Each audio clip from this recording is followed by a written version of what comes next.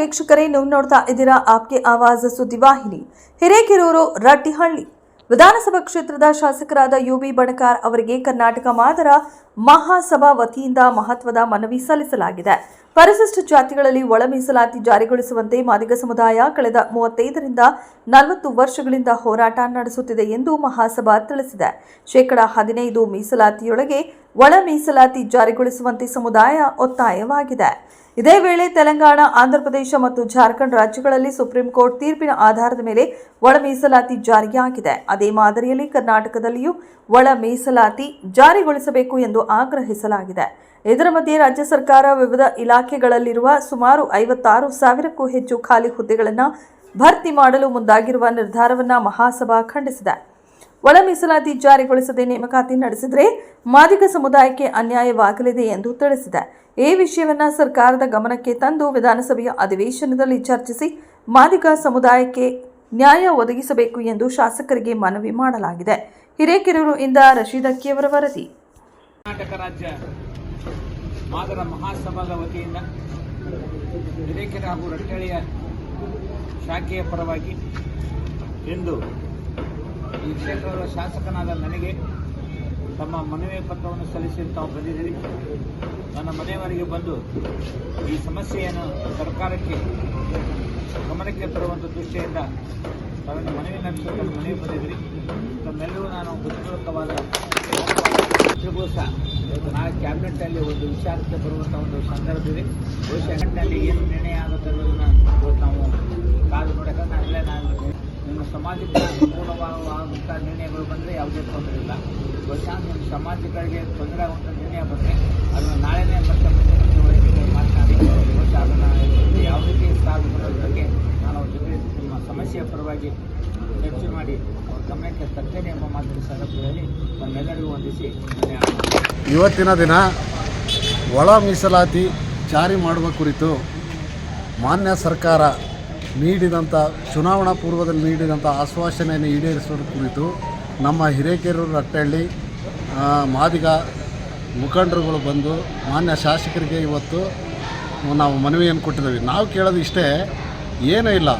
ಈಗ ನಾಗಮೋಹನ್ ದಾಸ್ ಅವರು ಕೊಟ್ಟಂಥ ವರದಿ ಪ್ರಕಾರ ಈ 17% ಮೀಸಲಾತಿಯಲ್ಲಿ ಮಾಡಿದಂಥ 3 ಪ್ರವರ್ಗಗಳಲ್ಲಿ ಪ್ರವರ್ಗ 1ಕ್ಕೆ 6, ಪ್ರವರ್ಗ 2ಕ್ಕೆ 6, ಪ್ರವರ್ಗ 3ಕ್ಕೆ 5ರಂತೆ ವಿಂಗಡಣೆ ಮಾಡಿದ್ದಿತ್ತು. ಆದರೆ ಈಗ ಅದು ಹೈಕೋರ್ಟ್ನಲ್ಲಿರೋದ್ರಿಂದ, ಅದು ಸುಪ್ರೀಂ ಕೋರ್ಟ್ನಲ್ಲಿ ವ್ಯಾಜ್ಯ ಇರೋದ್ರಿಂದ ಅದನ್ನು ನಾವು ಈಗ ಹಳೆ ಮೀಸಲಾತಿಯಲ್ಲಿ ಅಂದರೆ 15% ಮೀಸಲಾತಿಯಲ್ಲಿ ಒಳ ಮೀಸಲಾತಿಯನ್ನು ಅಳವಡಿಸಿ ನಮಗೆ ಮೀಸಲಾತಿಯನ್ನು ಕೊಡಿ ಅಂತ ನಮ್ಮ ಮಾದಿಗ ಸಮಾಜ ಒತ್ತಾಯ ಮಾಡ್ತಾ ಇರೋದು. ಅದನ್ನು ಮಾನ್ಯ ಶಾಸಕರು ನಾವು ಅದನ್ನು ಮುಖ್ಯಮಂತ್ರಿಯವ್ರ ಗಮನಕ್ಕೆ ತಂದು ನಿಮಗೆ ಈ ಬಗ್ಗೆ ನಾನು ಚರ್ಚೆ ಮಾಡ್ತೇನೆ ಅಂತ ಆಶ್ವಾಸನೆ ನೀಡಿದ್ದಾರೆ. 56,432 ಪೋಸ್ಟ್ ತುಂಬಲಿಕ್ಕೆ ಹೊರಡಿಸಿದಂಥ ಅಧಿಸೂಚನೆಯಲ್ಲಿ ಆ ಅಧಿಸೂಚನೆಯನ್ನು ತಕ್ಷಣ ರದ್ದು ಮಾಡಬೇಕು. ಶೇಕಡಾ 15ರಲ್ಲೇ ಒಳ ಮೀಸಲಾತಿಯನ್ನು ಜಾರಿ ಮಾಡಿ ನಮಗೆ ಮೀಸಲಾತಿ ಕೊಡಿ ಅನ್ನೋದೇ ನಮ್ಮ ಎಲ್ಲ ಹಕ್ಕೊತ್ತಾಯ ಆಗಿದೆ. ನೆಚ್ಚಿನ ಜನಪ್ರಿಯ ಶಾಸಕರು ಯುಬಿ ಬಣಕಾರ್ ಅವರಿಗೆ ಮನವಿಯನ್ನು ಕೊಡಲಿಕ್ಕೆ ಬಂದಿದ್ದೇವೆ. ಕಾರಣ ಇಷ್ಟೇ, ಕಳೆದ 30-35 ವರ್ಷಗಳ ಕಾಲ ನಿರಂತರವಾಗಿ ಮಾದಿಗ ಸಮಾಜ ಒಳ ಮೀಸಲಾತಿಯನ್ನು ಜಾರಿ ಮಾಡಬೇಕು ಅಂತೇಳಿ ಹೋರಾಟ ಮಾಡ್ಕೊಂಬಂದಿರ್ತಕ್ಕಂಥದ್ದು ಇಡೀ ರಾಜ್ಯದ ಮಾನ್ಯ ಮುಖ್ಯಮಂತ್ರಿ ಸಿದ್ದರಾಮಯ್ಯವ್ರಿಗೆ ಗೊತ್ತು. ಅಲ್ಲಿ ಏನಾಗಿದೆ ಅಂತಂದರೆ, ಮಾನ್ಯ ಮುಖ್ಯಮಂತ್ರಿಯವರ ಸಿದ್ದರಾಮಯ್ಯರ ಕಿವಿ ಹಿಂಡುವಂಥ ಕೆಲಸವನ್ನು ನಮ್ಮ ಬಲಗೈ ಜಾತಿಯ ವಿರೋಧ ಪಕ್ಷದ ಏನು ಸಚಿವರಿದ್ದಾರೆ, ಎಸ್ ಸಿ ಮಾದೇವಪ್ಪ ಇರ್ಬೋದು, ಪ್ರಿಯಾಂಕಾ ಖರ್ಗೆ ಇರ್ಬೋದು, ಮಲ್ಲಿಕಾರ್ಜುನ ಖರ್ಗೆ ಇರ್ಬೋದು, ಪರಮೇಶ್ವರ್ ಅವರು ಇರ್ಬೋದು, ಇವರು ನಮಗೆ ದೊಡ್ಡ ಆತಂಕ ಆಗಿ ನಮಗೆ ಕಾಡ್ತಾ ಇದ್ದಾರೆ.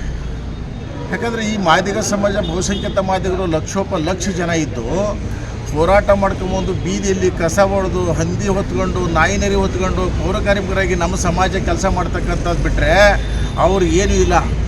ಅಂಥದ್ರಲ್ಲಿ ನಮಗೆ ಏನು 15% ಮೀಸಲಾತಿಯನ್ನು ಕೊಡಬೇಕು, ಕೊಟ್ಟರೆ ನಮ್ಮ ಸಮಾಜದ ಎಲ್ಲ ರಾಜಕೀಯವಾಗಿ, ಶೈಕ್ಷಣಿಕವಾಗಿ, ಸಾಮಾಜಿಕವಾಗಿ ಎಲ್ಲ ಮಾದಿಗ ಸಮಾಜದ ಯುವಕರಿಗೆ, ಓದಿದಂಥ ವಿದ್ಯಾವಂತರಿಗೆ, ನಿರುದ್ಯೋಗಿ ಮಹಿಳೆಯರಿಗೆ ಸಮಾನತೆಯನ್ನು ಕೊಟ್ಟಂಗಾಗುತ್ತೆ, ಸಂವಿಧಾನ ನಮಗೆ ಬರೆದಿರ್ತಕ್ಕಂಥ ಡಾಕ್ಟರ್ BR ಅಂಬೇಡ್ಕರ್ ಅವರಿಗೆ ನ್ಯಾಯ ಸಿಕ್ಕಂಗಾಗತಕ್ಕಂಥ ಹೋರಾಟವನ್ನು ನಾವು ಮಾಡ್ತಾ ಬಂದಿದ್ದೀವಿ.